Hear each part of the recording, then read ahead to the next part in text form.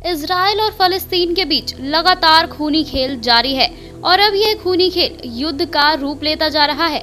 Gaza से करीब 1600 rocket हमले करने के बाद फलस्तीनी उग्रवादी गुट हमास के खिलाफ इजरायली सेना चौतरफा हमला करने के लिए तैयार है। इसके साथ ही आज यानी शुक्रवार को इजराइल के टैंक और हजारों की संख्या में सैनिक गाजा की सीमा पर पहुंच गए हैं। खबरों के मुताबिक इजरायली टैंक लगातार फलस्तीनी इलाकों में गोलीबारी कर रहे हैं। वहीं इजराइल के फाइटर जेट हमास के ठिकानों को चुन चुन कर ध्वस्त कर रहे हैं। हमास को मुंह तोड़ जवाब देने के लिए इजराइल ने अपने 9000 रिजर्व सैनिकों को काम पर बुलाया है।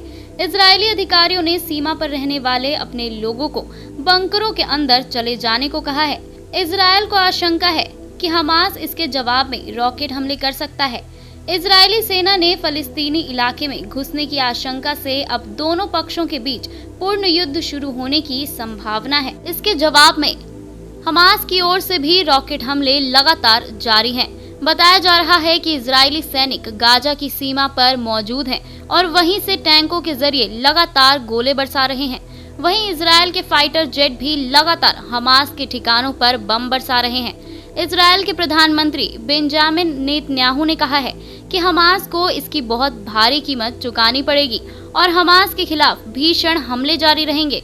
इस बीच हमास के सैन्य प्रवक्ता अबू उबैदा ने यह बयान दिया है कि उनका समूह इजराइल के जमीनी हमले से डरता नहीं है और इससे हमारे पास इजराइल के जिंदा या मुर्दा सैनिकों को पकड़ने का अवसर होगा।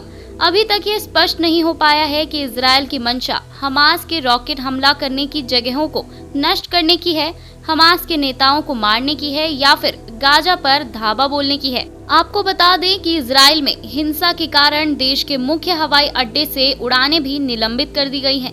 संघर्ष के कारण फलस्तीन के लोगों के लिए मातम के साथ रमजान के पवित्र महीने का समापन हुआ है।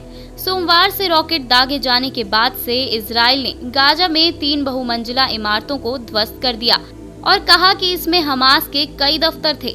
गाजा के स्वास्थ्य मंत्रालय ने बताया कि 17 बच्चों और 7 महिलाओं समेत 109 फलस्तीनियों की मौत हुई है और 480 से ज्यादा लोग जख्मी हुए हैं। इस्लामी जिहादियों ने 7 उग्रवादियों के मारे जाने की पुष्टि की है।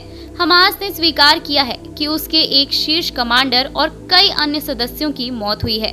वहीं इजराइल ने कहा है कि हमास ने जितने लोगों के मारे जाने की पुष्टि की है उससे ज्यादा की मौत हुई है।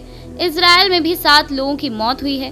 टैंक रोधी मिसाइल के हमले में एक सैनिक की मौत हो गई और रॉकेट के हमले में 6 वर्षीय बच्चे की भी मृत्यु हो गई है।